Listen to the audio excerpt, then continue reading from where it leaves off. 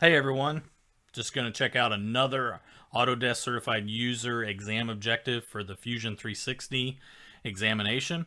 And under the sketching category, we are going to take a look in this video at projecting edges. So as we take a look, we're going to see what kind of things go along with projecting edges and maybe what things to look out for as your students prepare for the ACU examination.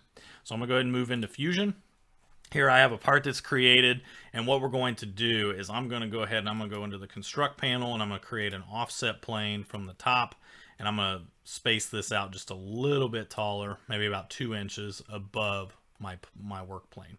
So here, a lot of the cases you could have a part and a work plane. We're going to create a sketch on the work plane, which also ties into another exam objective.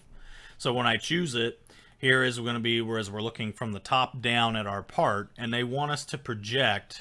And so in order to show the functionality of this is I can go to create, go down to project/include, and I want to choose the project option.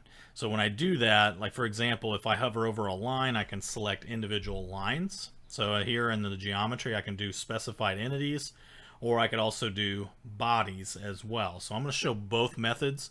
So either one of two ways, and then you can have the projection link checked. So here I can either click on individual lines. Maybe I just want to project one line, or I want to project the entire shape.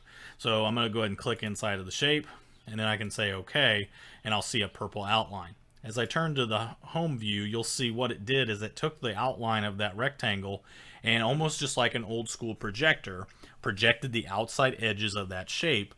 And what I could do with that projection is I could kind of extrude, and now I have a shape maybe that I could go through and kind of mess with here a little bit as I kind of work on that. So I could project this down and taper this on and have a little portion. Looks kind of strange, but again, that's what projecting the geometry will do as we use projecting edges.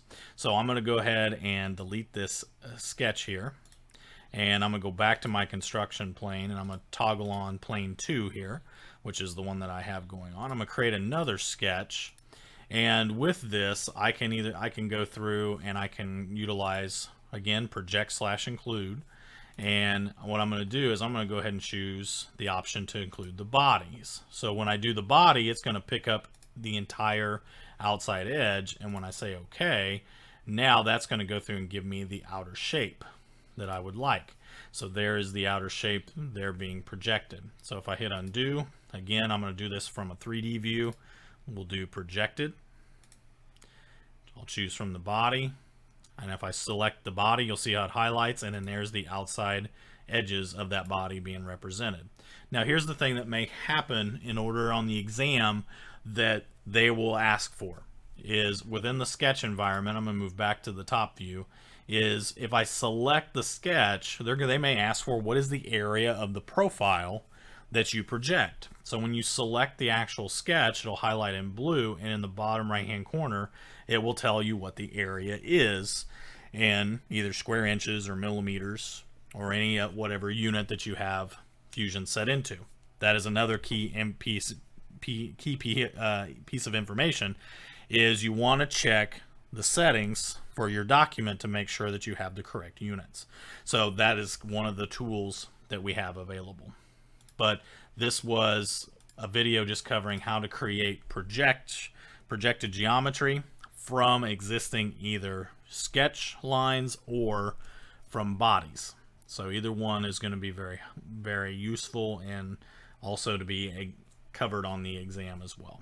So hopefully you learned something good about this and utilizing this in Fusion, but also it'll help you prepare for that Autodesk Certified User exam.